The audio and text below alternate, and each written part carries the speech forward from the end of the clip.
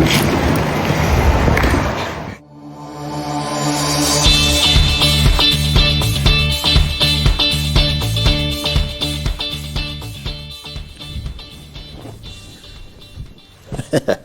think I'll use this pulpit.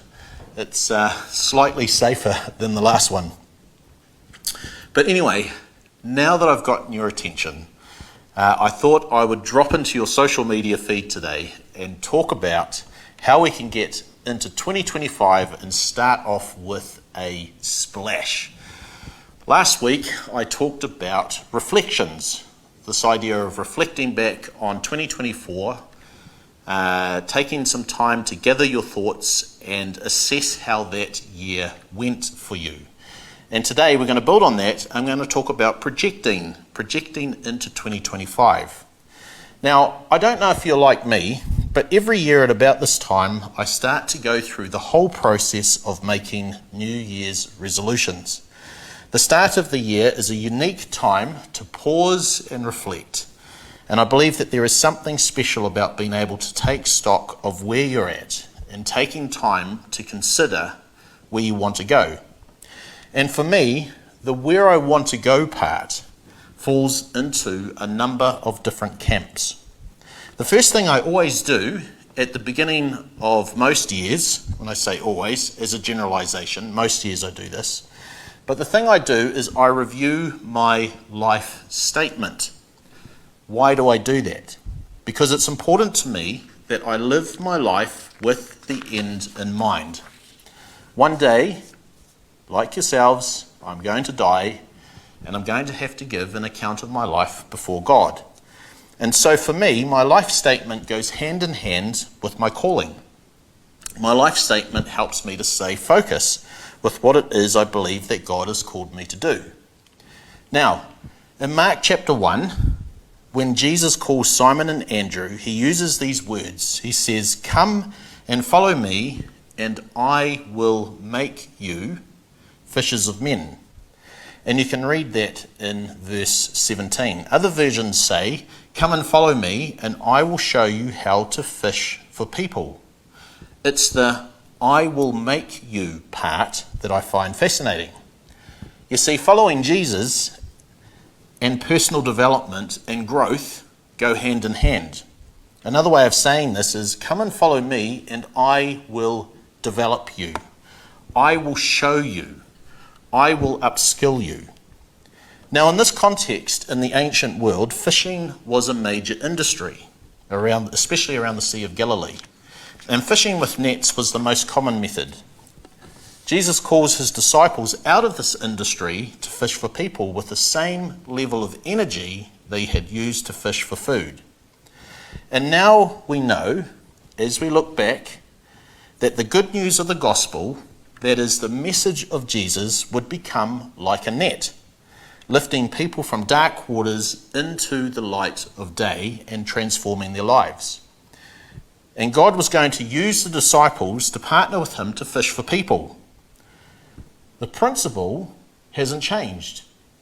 It's the same for us today. How can God use us to fish for people? Friends, the good news of the gospel makes missionaries of all God's people. That's including you and I. So my life statement helps me to wrestle with the question, where am I casting my net? And I want to challenge each person watching this today, whether you're part of SAJ or not, where are you casting your net? So in 2004, about 20 years ago, I wrote the first version of my life statement, and I've amended it most years since.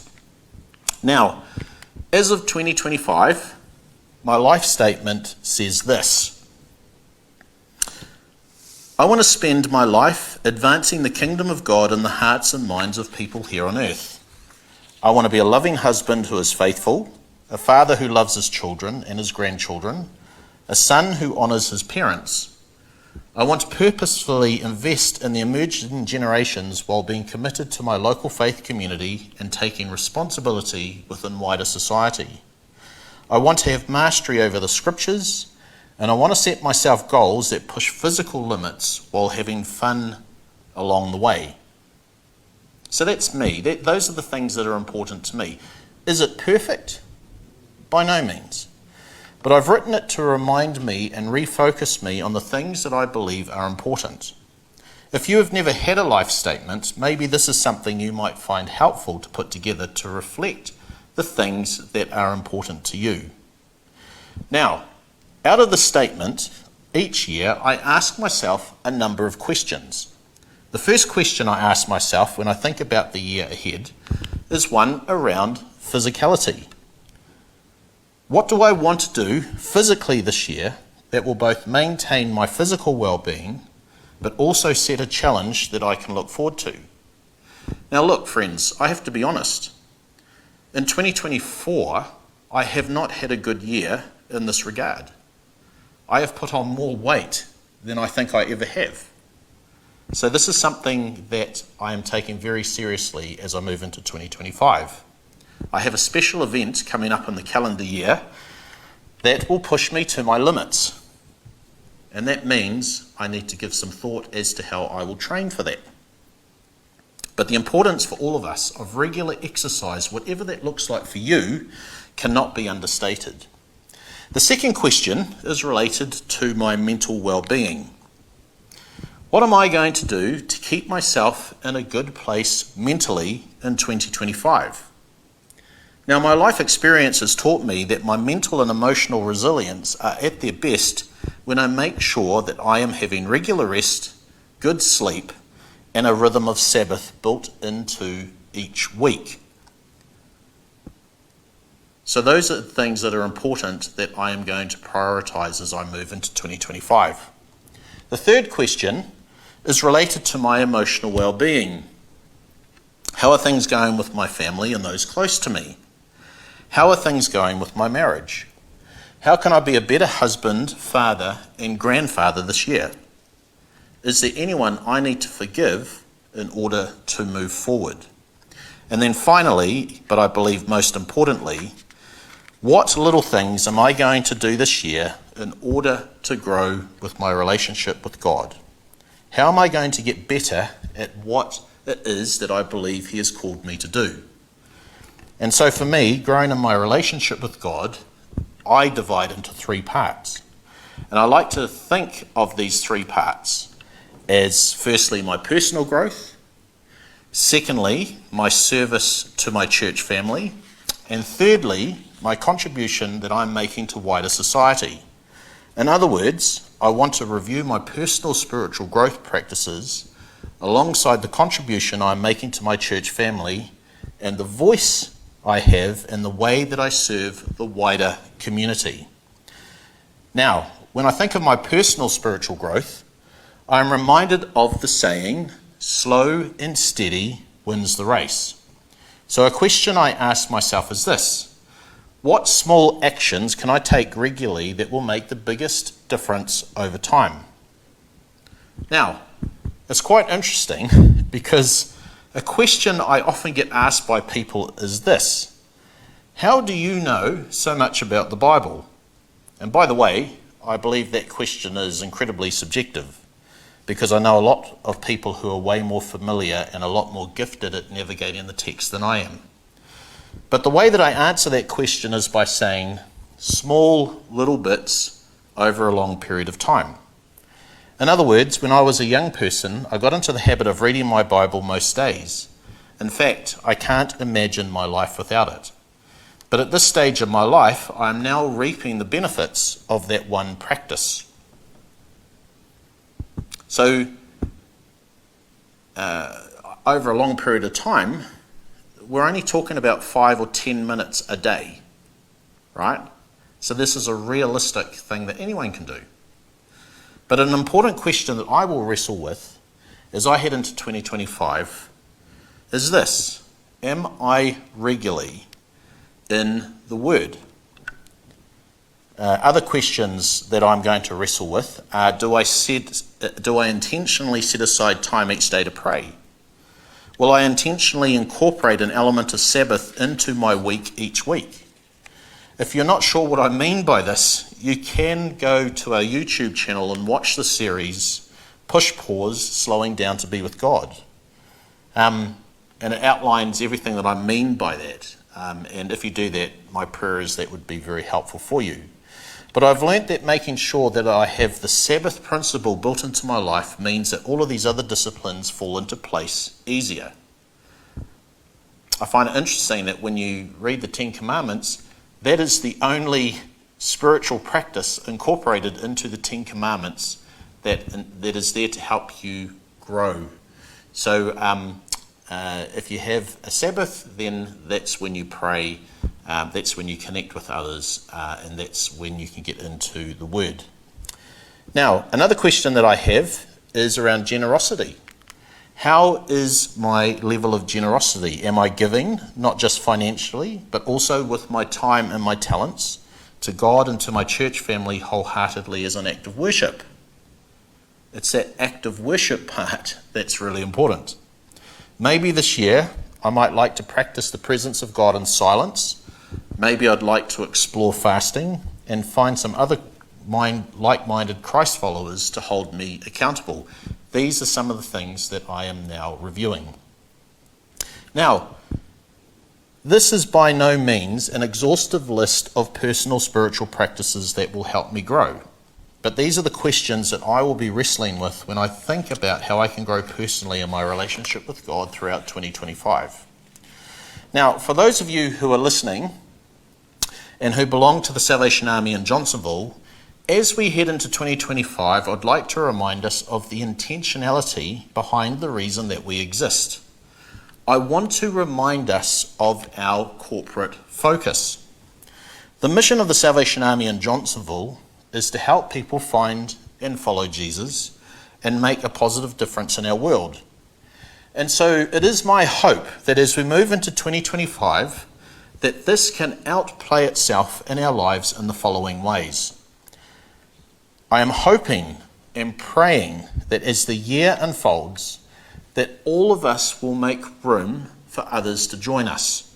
My hope for this year, my vision for this year, is that we could prayerfully double the number of Christ followers who are part of the SAJ family.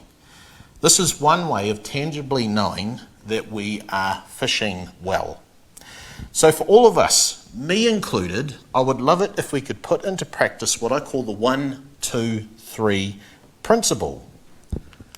What is that, you say? Well, 1 is bring 1, 2 is connect 2, and 3 is impact 3.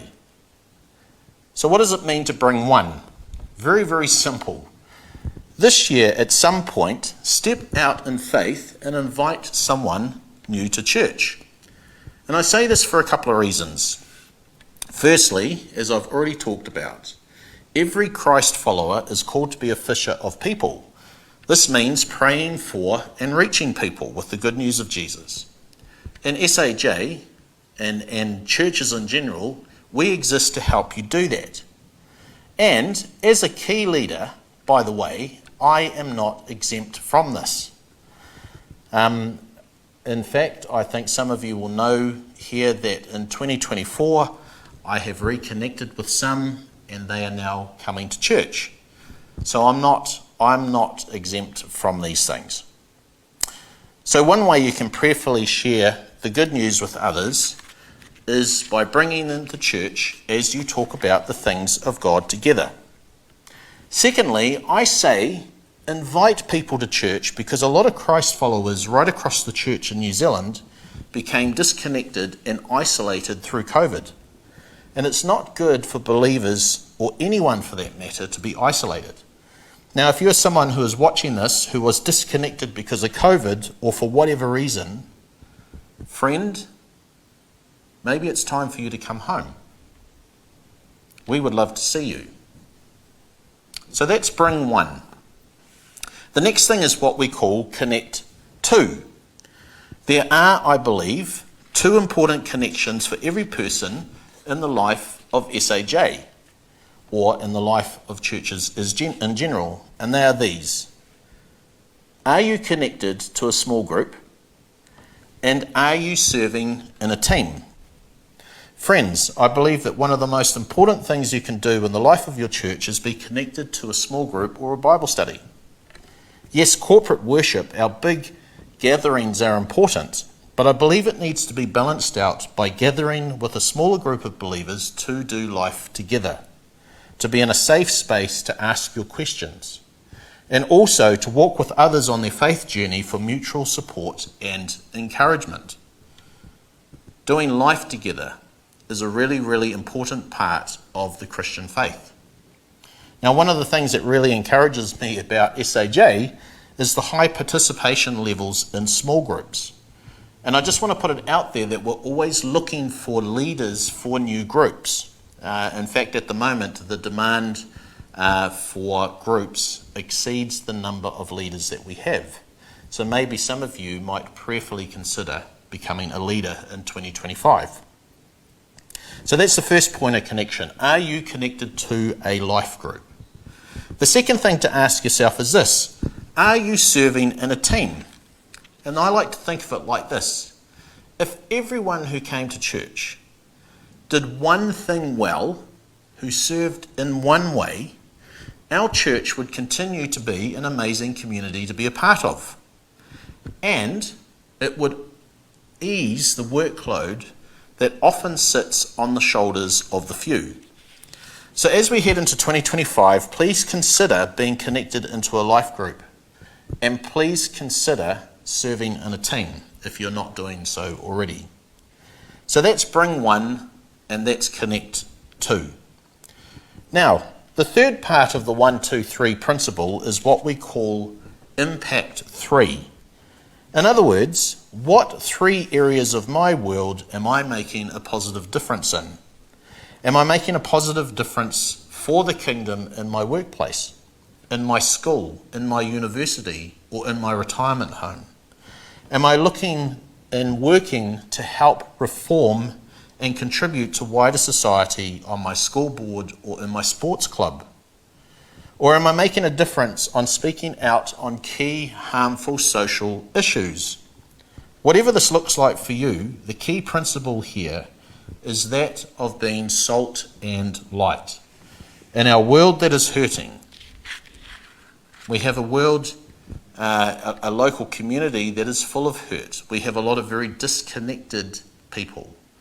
One of the things that stresses me about our neighbourhood is the level of homelessness is on the rise. It breaks my heart. In fact, we're meeting more homeless people than we can actually help. What is our response to that? Well, I think it's a key social issue that is right before us on our doorstep that I think we can prayerfully engage with together. Remember, friends, light can only shine if it's turned on in the darkness. And one of the key words that we are founded on as a movement is the word others. That's others outside ourselves. Friends, we always have to be on guard against becoming a holy huddle, a social club in which others aren't welcome. I don't know about you, but I don't want to be part of a church like that. There should always be room at the table for others. So I encourage each of us to also wrestle with the question, what 3 areas of my world am I going to make a positive impact on for this year for the kingdom? What 3 areas of my life? Because we're in the midst of making New Year's resolutions. This is a good time to consider that. And so my challenge to everyone listening is to make 2025 a year of intentional growth, rather than simply continuing on autopilot into a new year to do a personal stocktake. So take time to review your situation, and may each of you be encouraged as we move into 2025 expectantly and together. Happy New Year's, everyone.